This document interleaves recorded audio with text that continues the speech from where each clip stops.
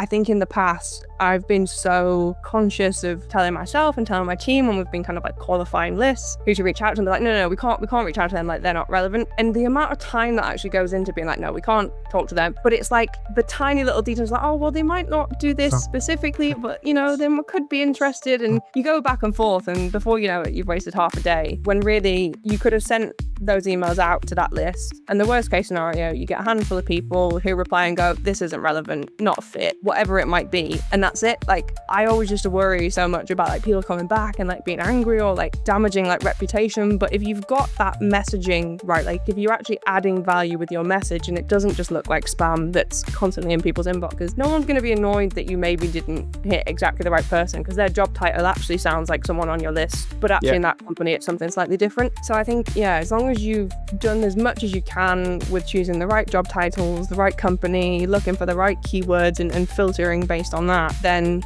you can't really go wrong. And I think, don't worry about it too much.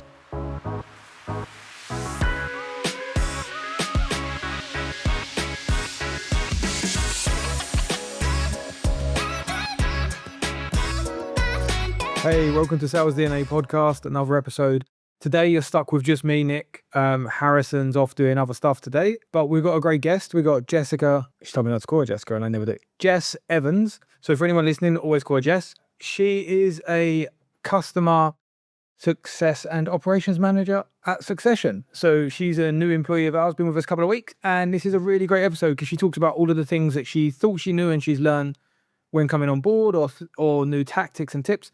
So there's lots of great pieces of information in here about accuracy of list building, how to write great emails, what we should do and should stop doing when we think about writing campaigns and what holds us back, with the main take-home message of use AI, write great messaging, and just do it. Oh, seeing as Harrison's not here, I'm just going to say it. Let's dive right in. Hey, Jess, it's exciting to have you on the podcast. I know we speak to each other most of the time at the moment, but this is a little different, so I'm looking forward to it. Yeah, looking forward to it too. I think I've spent the last year listening to these podcasts on walks, and now it feels really strange to listen to you guys all day and then have you in my ears at night. It might be getting a little bit too much, but yeah, I'll get to listen to myself, so a little bit of a change. Exactly, and at least we don't have Harrison on this one, so it should be pretty good. Yeah, I do feel like I should have shown up with like an American accent and like a fake mustache, just so like it's 100% British, this one. Yeah, great. Well, let's kick it off. We're going to dive into a few good topics today. A lot of it around what your sort of preconceptions were about using automations and AI and messaging and all these things and all of the stuff you learned before coming on with Succession. But for anyone listening that doesn't know, Jess has joined Succession as one of our new team members, and they're working with us on our clients and our messaging projects and lead generation and everything, all the good stuff. So to get her views in her first couple of weeks and what she's maybe learned, discovered, made us better at, that's what we're doing. But we're going to start with our first question. We start with everyone. Tell us a funny or crazy story that you've got. Yeah, so I had to think about this, and there's far too many that are not appropriate for a podcast and will probably get me in trouble. So I had to sort of narrow it down, which meant that it's probably less exciting than it could be. But I was thinking back to the first conference that I went to with my last company. And I was still doing my master's at the time. And basically they booked me a hotel. It was in London. I think I'd not been in London since I was like 15, because I'm a northerner. And it was some like sort of quite junior person that was helping out with some marketing that booked it. And I arrived and it was basically this like neon sign hotel above like a kebab shop. It had some sort of like comical, like some of the neon bit was broken, so it spelled some kind of like weird comical word that I can't remember. There was people sat outside, like dodgy looking characters, and I was like, okay, cool, like whatever, like I'm not gonna complain, like it's my first time at a conference. Went in, checked in, all I could hear was like the overgrad. It was like shaking, like glasses on the side. But I just kind of stayed there, and the girl that was meant to be staying with me in this hotel, who'd been at the company for a little bit longer, just like called me up as I was coming out. I'd gone to see like a West End show. Called me up. She was like, "I'm not staying there, Jess." She was like, "I've booked myself a new hotel." And I was like, "Well, I'll be fine. Like, I'll be, I was going to be with her. We were going to do it together." And then I was like on my own. And I just remember like sitting there. I remember pushing like the fridge like up against the door in the night, and I was, I'll be fine. Like I'm, I'm tough. And you know what? It wasn't even like the hotel that put me off. It was the noise. So the night afterwards, I booked myself a new hotel. But it was just this whole thing for like weeks afterwards, and I had like management like calling me up and apologizing because no one had like looked at it. And then on the train back, I remember looking through like the reviews, and it was just someone should have checked them. But it helped in the sense that like everything was up from there. All the hotels after that were great. But yeah. We've all got these stories from traveling loads, right? Where we're out and about and these strange things go wrong. There's a guy who may or may not listen to this who I've traveled with before, Joe Carpentino. And we was in, I won't give too much away, I'll tell the name of the bar, but not where we are. We was in a place, and there was a bar across the street from the hotel. It was the only one open. We're like, well, that looks kind of cool. Looks like it's going to be a fun like tiki bar with a neon sign, right? It was called Acapulco's. We're like, cool, let's go grab a beer. We walked in, and it was pretty clear that it was a front for a brothel, and we were now standing in a bar that is a brothel and maybe even dealing substances. And we were just like, and Joe was like, we're going to sit down, we're going to have 2 beers so it doesn't look like we're running away, and then, but we're going to drink them quickly, and then we're out. And we just sat down and we drank it. And don't make eye contact, don't talk to anyone. look, once again, I can't tell you all the stories on this podcast, but anyone wants to ask me if they see me out and about, it was crazy. I hope you expense that. And Yeah. came on. It's not the weirdest bar name I've had to expense. So I went to a bar where Harris and I used to work before. We went to a bar and we were out with all of the managers. So it didn't matter. And it was just a normal bar in Nashville, but it's called Nudies. So when your expense receipts are saying nudies as you put them in, it's you expect to get questions. Yeah. Cool. Okay. So I'm gonna start the question probably quite open because, as I said, I know you've been a great salesperson. You've got experience in sales and experience in science, but in some of our conversations recently, you've said that there's things that you didn't realize they were going to be how they were, and things that were easier and harder. So maybe we could dive into some of that, and you give us some of the stuff you learned since coming on board. Yeah, definitely. So I think, like, obviously I've got a technical background in biology, so I kind of understand that side of things and being in sales, but something that I've shied away from quite a lot, I think kind of in my career, in life, is anything you would describe as like techie, right? Like computers, like coding, automation. And it's always something that I've wanted to try, but always been kind of a little bit apprehensive, a little bit scared, doubting myself of whether it's something that I could do. And I've got a partner who is a physicist and codes all day, so that doesn't help either. But I think one of the things that sort of was quite eye-opening starting with Succession over the past couple of weeks was just how far like AI and automation and different platforms that you can use have come. Like this view of like code where like it all looks like the Matrix and it's all sort of like moving along, you don't understand whatever it means is not the way that it is right now. Obviously there's some complex things that you can build where it, there is an advantage to having that expertise, but really what you can do now is just type in stuff in like plain English. You can be like, I want to do this, I want it to look like this, here's the things you shouldn't do, here's the things you should do, and it will give you an output which will build something which looks exactly what you envisioned, and if it doesn't, then you can tweak it and it'll give you something else. And that's crazy because I don't think people realize that. They're familiar with ChatGPT that you can talk to like a normal person, but when it comes to actually implementing different types of automation, it's easier than it was before. Like anyone can do it. I think the advice that I would give is like put some time into it. So, what you put in is what you get out. So you need to have that thought process and framework in place. But yeah, it's a lot more straightforward than I imagined. And so there's probably a lot of other people in the same boat, really. Yeah, I think it's even similar for me, but I'm probably a little bit further down that journey because of having to dive into this and use it. But what I found is I didn't consider myself techie, but I think I actually am. What I wasn't was willing to learn code, right? So the ideas about input and output and what I wanted to do and what systems I want to talk to each other, that was always there. I just didn't have the language to do it. It's like going into a shop where you know the things you want to buy and get, but the people speak Portuguese and you don't, right? That's literally it. We now have a translator in the middle, and all you do is you speak how you want, and it connects these things. And I think that, yeah, just do it, basically. Dive in and just start. Pick one tool, start using it. Yeah. And I think there's a line to that as well. Like, have a chat with the team that you have and see what works best, like what makes the most sense to build. Like, don't just, go crazy, be like, oh my God, we can do this now, we can build everything and just build stuff for the sake of it. I think it works when you've got a few choice automations that really work well and make your team more efficient, but that looks different for us as it does for someone else and someone in a slightly different industry. So like have a think about and I remember one of the first things I built was to help the sales team, because when you're on a call and you get lots of questions about protocols, if you've got a company that's got 25 protocols, you're never going to memorize them all. So I literally created a tool in ChatGPT where I uploaded all of those customer facing protocols. And now while on a call, you could be like, how many wells in a night, how many cells do I put in a 96 well plate? Bam, straight answer. So simple, but people don't even think to do it. So basically we created a question tech expert for the sales team in minutes. yeah, exactly. And it's like a kind of example of something that like immediate sort of adds value. Like you're not having to think about it.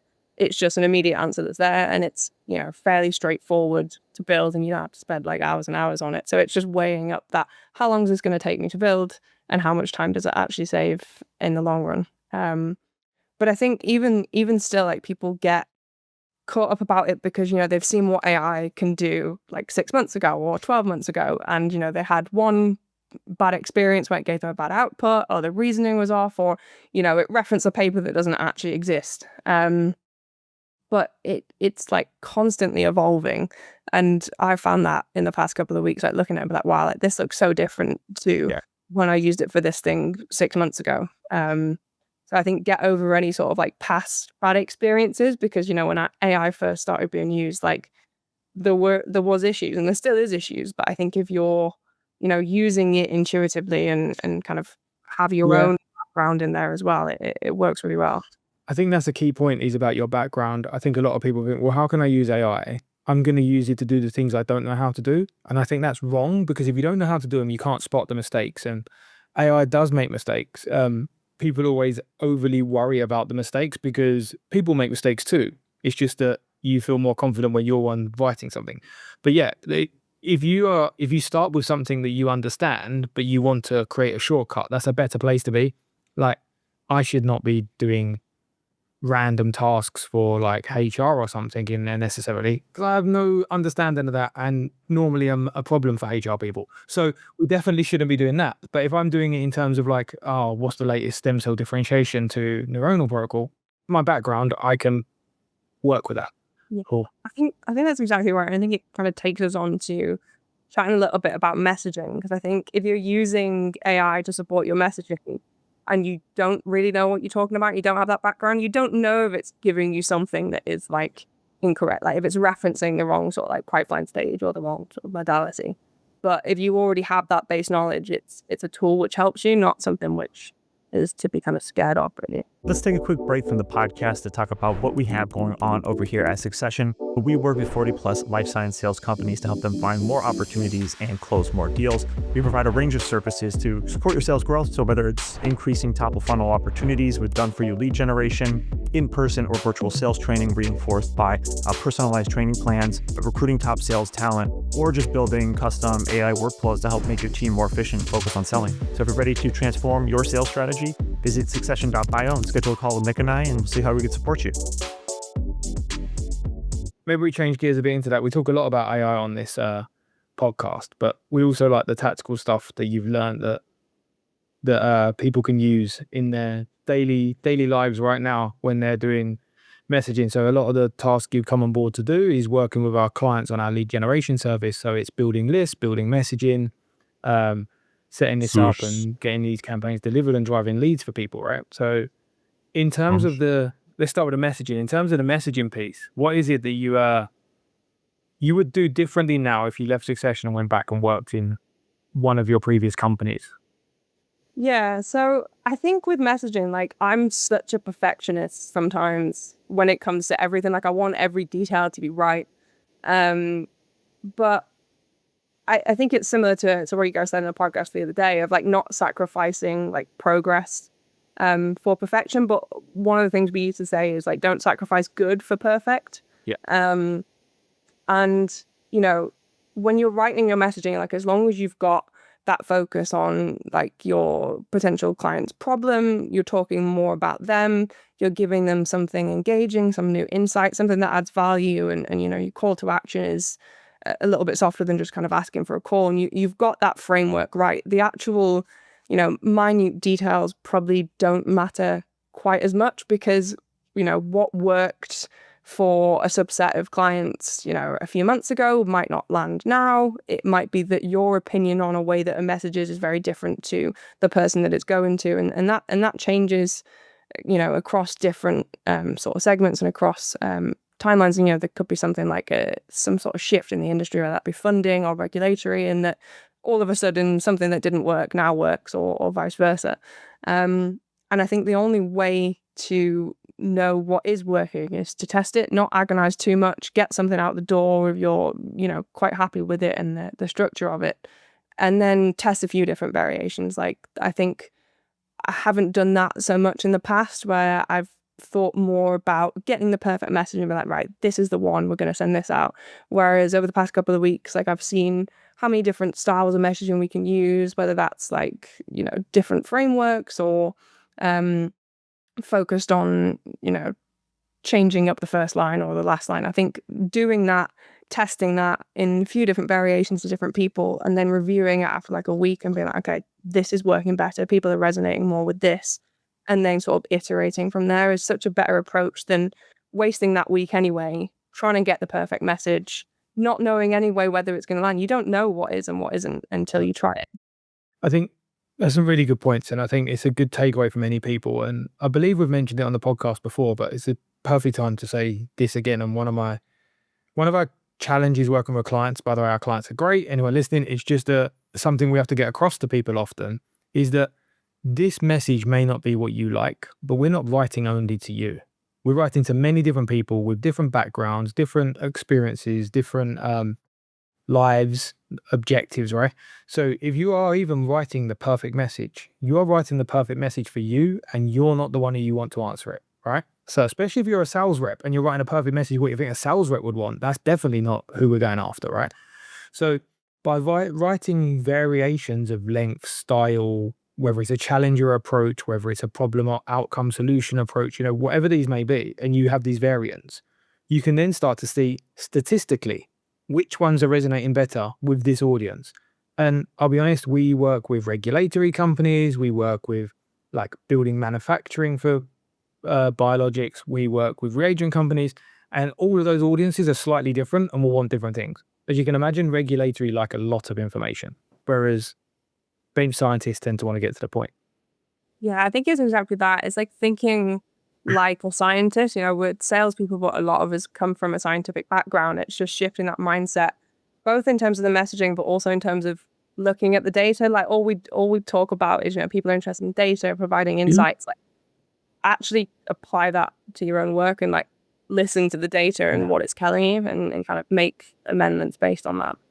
I also think another thing you mentioned there that reminds me of sort of a tip we can give people. When you're trying to write the message, most people want to write one message, but include some kind of personalization and be able to send it to 20,000 people, because that's the easiest approach.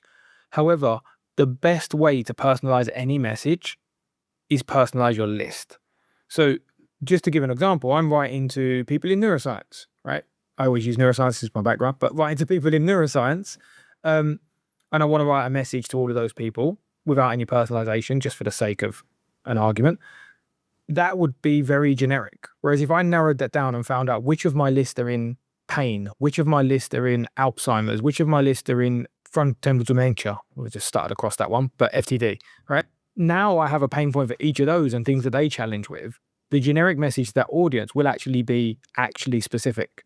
So there's different ways of looking at personalization, and I don't think people often think about that. Yeah, I don't think they do, and I think they just want to go to as many people as possible as quick as they can.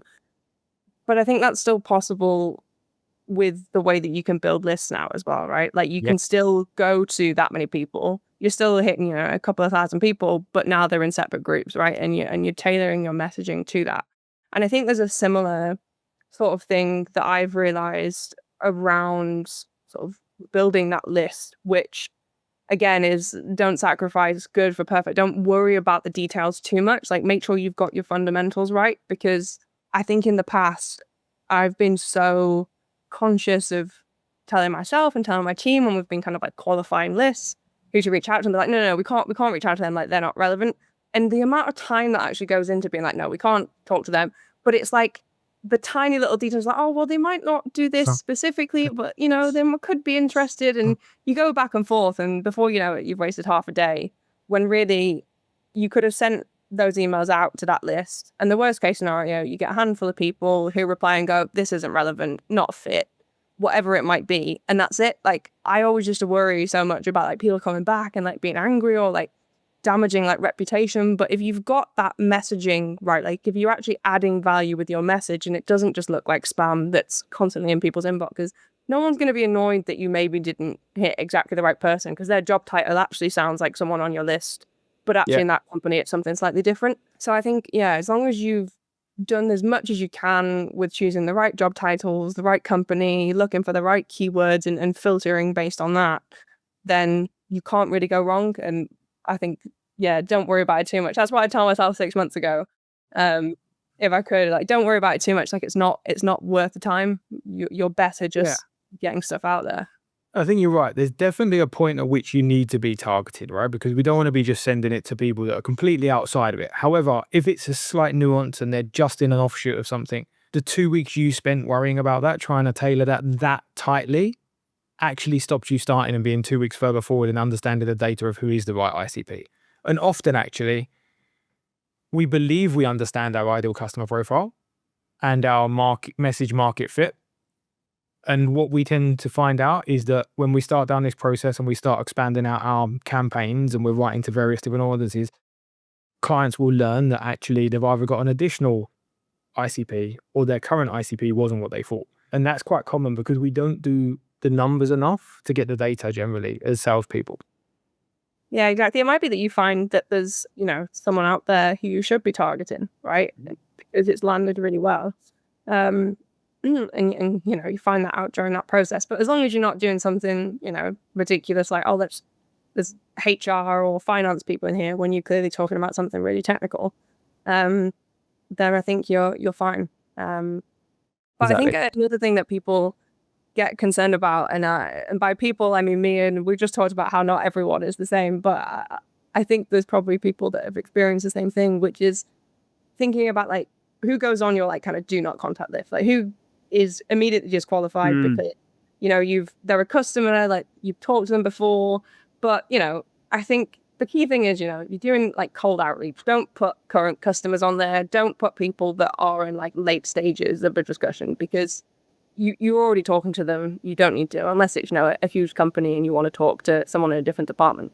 But I used to just kind of essentially like blacklist a bunch of companies, like, oh, I spoke to this person like at a conference at this time, or, you know, I had a conversation with them on LinkedIn like 6 months ago, or they were in the pipeline, you know, X months ago. So, you know, you don't want to annoy them, or like it might not look very professional if you do it. But I think, again, worst case scenario is you reach out to someone and they come back to you and go, oh, I've already spoken to this person about this. Yeah.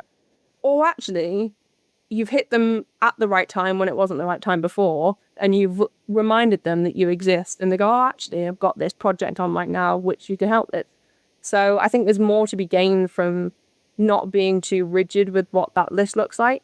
And also, there is some data out there, and depending on which time point in the process and what you consider a touch point, essentially it takes between 7 and 15 touch points before somebody will engage with you. So you chatting with them at a conference was touch point 1.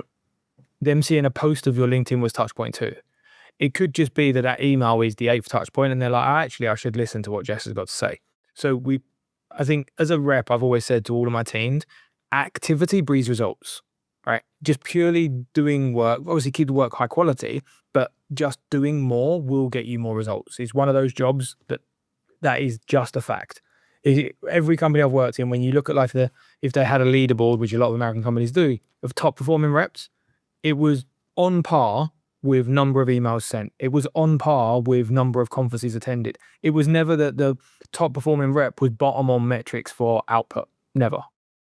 Yeah, exactly. And I think people argue a lot. You know, you've got your quality camp and you've got your quantity camp. But I think the truth is that it has to be both. You can't just send out thousands and thousands of emails that are like just templated, same thing, no personalization. But at the same time, you can't just pick like a tiny little list of like 10 to 20 people and really, really personalize it. You can do both with the tools that are out there and the knowledge that you have. And, you know, those types of people that argue with each other a lot. And there was a lot of like internal discussions in my last company where people like, oh, we should do this, we should do this. And it's like, well, why don't we try both? Like, let's figure out how to do both in a smart way and kind of see what happens. Well, this is sort of a shameless plug. However, it's relevant, so I'm going to forgive myself and do it.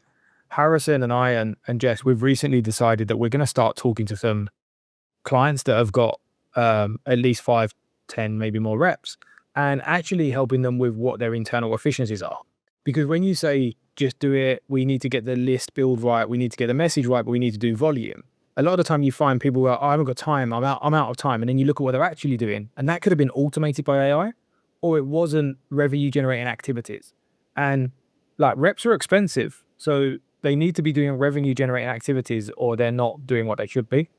So yeah, that's something we're investigating now, is actually helping people identify where those bottlenecks are, what they can streamline, what they can automate, so all of their reps are out selling more of the time. And I think that's key. So when people say, oh, it takes time, I can't specify the list, even if it is an internal monologue, you're wrong. That's your job. You have to do that or your pipeline will suffer. And I think that's more about what people need to think. Yeah, and that's a really good point. And I think that a really simple way to kind of start looking at that, if you're looking at that internally, is just make a list of like the sort of weekly activities. What do you do on a weekly basis as a salesperson? Categorize them into what is actually revenue generating activity and what isn't, but then also look at the time that you spend on each of them. And if there's a few that stand out that's like, I'm spending loads of time on this, but it's not actually directly contributing to, you know, my target, like company revenue, whatever it is that you want to measure yourself on, that usually ends with a pound sign. Start thinking about ways that that can be automated, that like stuff can be taken off your plate by some sort of tool, and focus on that when you're thinking about what you prioritize to automate. I think that's probably a kind of good way forward. And then come and speak to us, right? We'll do it for you.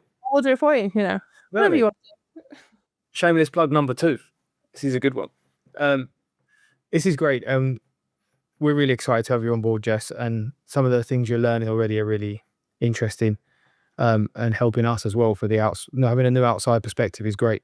But we're coming up on time here for the end of the podcast, I think. And we always ask at the end to every person, what is one thing you would tell reps to stop doing? So it's completely off topic, right? But that's fine. And it's less about stop doing, and it's kind of a stop doing and a start doing in the same sentence, right? It's like, stop just talking to scientists. That's part of your job. That's great. But I think the one thing that I didn't do until recently, which I found really useful, is talking to more reps, like building a network outside of just, you know, who your customers are. Because everyone's got different pieces of advice, things that have worked for them, things that haven't, different ways of doing things. And also it's just like a nice group to be friends with, because you're experiencing the same pain. And it's nice to be able to sit and sort of share those stories, and laugh about it and cry about it. But I think that's really important, especially if you're like work from home or in a different country to what your company's in. Like, build that network and don't just think, oh, I can't sell to these people, so I'm not going to connect with them. And see where that takes you. You might build the connections that open something up for you. You never know. Or you just have a chat over a beer and you have a good time. Exactly. Network is everything. I think I've written a post about it before, which is network aimlessly. If you're networking with a specific goal of generating revenue, you're not networking right. You're prospecting. Networking is about building your network for what could happen potentially in the future, what could be beneficial mutually. So I think that's a great tip. Network aimlessly and look for connection, not prospects. Yeah, absolutely.